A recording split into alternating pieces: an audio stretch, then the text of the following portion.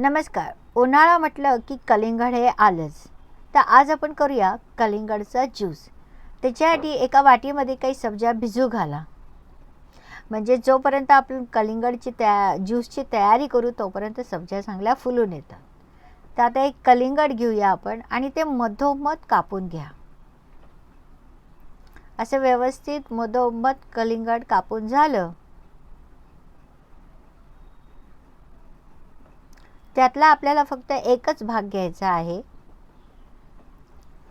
एका भागाचा जो कलिंगड आहे आता त्याचा जो सगळा गर जो आहे तो आपण चमच्यानी हळूहळू काढून घेऊया.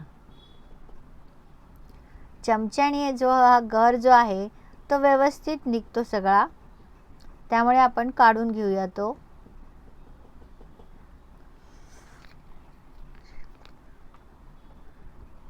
एका मिक्सरच्या ज्युसरमध्ये कच्चं चिल्ड दूध घ्या. याच्यामध्ये मी काय पाणी ॲड केलेलं नाही आहे, तर आपण दूध हे करूया. साधारण मी हे पावशरच्या जवळपास दूध घेतलेलं आहे.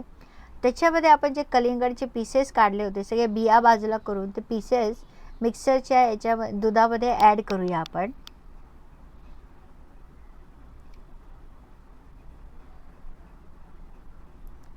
सगळे पीसेस ॲड करून घ्या. आता हे कलिंगड जे आपण अर्ध घेतलं होतं त्याच्याही हाफ जे मला पीसेस लागलेले आहेत हे आता चांगले मिक्सरमधनं आपण बारीक वाटून घेऊया. एकदम बारीक नका घेऊ, असं थोडंसं ओबडधोबडच घ्या.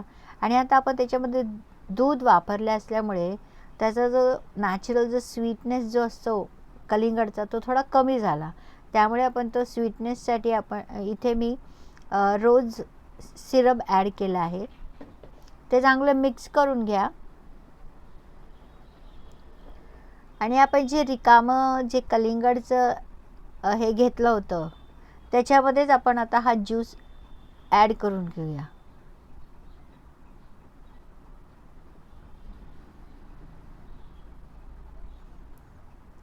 आता आपण ज्या सब्जा भिजू घातल्या होत्या त्या 1 ते 2 चमचे आपण याच्यामध्ये मिसळून घेऊया चांगल्या.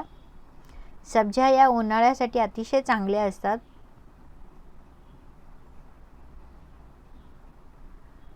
चांगलं मिक्स करून घ्या.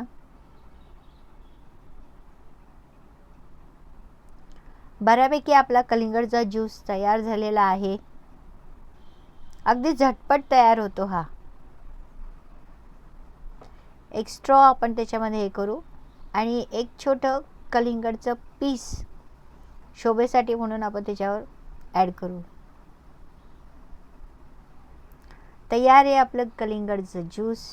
थंड थंड गार गार छान चिल्ड सर्व करा. व्हिडिओ आवडल्यास लाईक, शेअर आणि सबस्क्राईब करा. धन्यवाद.